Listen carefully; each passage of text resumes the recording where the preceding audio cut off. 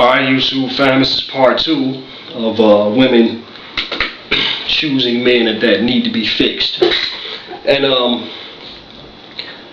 one of the things that I think is going on here is women end up I hear one reason is that why women choose men that need to be fixed is because they have this maternal instinct, this nurturing, loving instinct, and they want like a lost puppy dog, to take somebody in and help them out. And that would make sense to me if a woman has the type of hormonal changes that are conducive, to the type of mothering instinct being awakened in a woman. If a woman has kids and her hormonal situation has changed biologically, and she, they're biological traits that are now induced that make her want to be nurturing and do all this stuff for her children. But in women that haven't even had kids, this just doesn't make any sense to me, because the hormonal changes for that to happen hasn't taken place. So I don't think it's a maternity thing, or it's a nurturing, mothering thing. That would make sense if you were a mother. But a lot of women are single and don't have kids and end up having kids by these guys. So I don't think that's the reason. I think one thing is, women are, like I explained in my other videos, are trained to react to relationships emotionally and not use logic.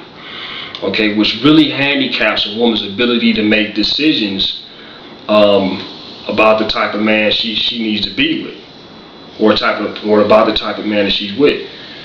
And her ability to make wise decisions are handicapped because she's reacting to how she feels rather than to what's going on in the actual situation. Another thing that's layered on top of this, I think, is women being trained to live in fantasies rather than reality.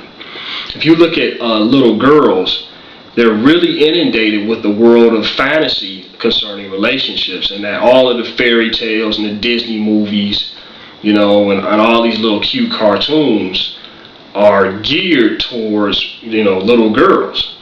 And they're not about little kid things. They're about a relationships situations. And then you look at that on top of the toys girls get, as little girls, they get Barbies, they play house and do all this other kind of stuff. And they're little girls, so they had these fantasies in their head growing up about these, about Prince Charming and all this other kind of stuff. So women aren't really trained in our society to use logic in making decisions, and from an early age they're trained to be emotional concerning relationships, and then on top of that is layered this whole fantasy world that a lot of women grow up in. And I think that's got a lot to do with why women don't take responsibility for their actions, because they never were trained to. They were always trained to be emotional and that and to live inside this fantasy world. So what happens is they end up trying to project their fantasies onto reality rather than dealing with reality itself, right? This is the type of man that I want him to be, rather than, this is the type of man he is, and basing your decision to be with him or not be with him off of that. Right, so instead of you see a guy, he's a bum, he's got 2 baby mamas, he's he's a player, all this stuff is wrong with him, but women go for a guy anyway and end up trying to pleading and begging with this guy to change this and to change that, and end up spending all this time and with this guy and taking all this crap, hoping that the relationship will get better. Right, and eventually, after either she gets pregnant or gets an STD, or gets tired of being treated like crap after 3 or 4 years or whatever, she ends up saying, well, he was a nice guy in the beginning, but he changed after that. When really he was the same guy all along. It's just that the fantasy that woman projected onto him, right, never became reality. So she doesn't see him for who he is until the end of the relationship, because the fantasy, he completely destroyed the fantasy through years of, just being the guy who he was. So her fantasy is destroyed now. All she's left with is looking at him for who he is. So a lot of women go into relationships projecting their fantasies about what a man, what that guy can be onto that man, rather than looking at him for what he already is. And I think I really would like women's comments on this, or people's comments in general. I don't understand the mechanism by which women choose to make these decisions. Why would you ignore and reject all of the guys that have it together for a bunch of rejects and guys that all these idiots or people that have these problems? Right, and women keep making the same decision over and over again, despite the fact that their friends have talked to them about this, despite the fact that their mother and grandma, all this other, they keep making the same decisions, and I just don't really understand. For example, why would I buy a broken down car that needs a new engine, right? And why would I pay the same price for a car like that when I can go buy a brand new car for the same amount?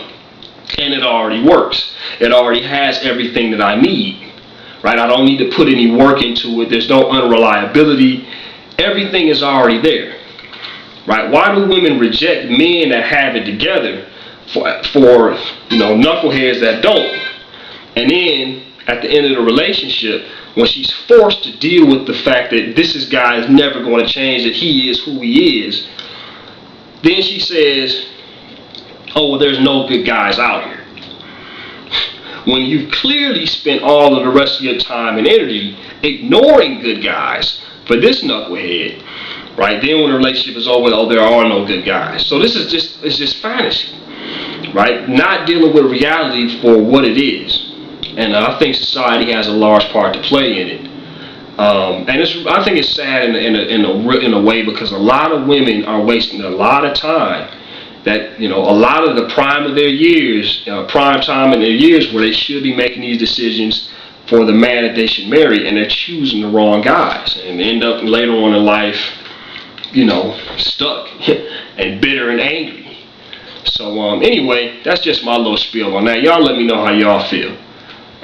Stay up.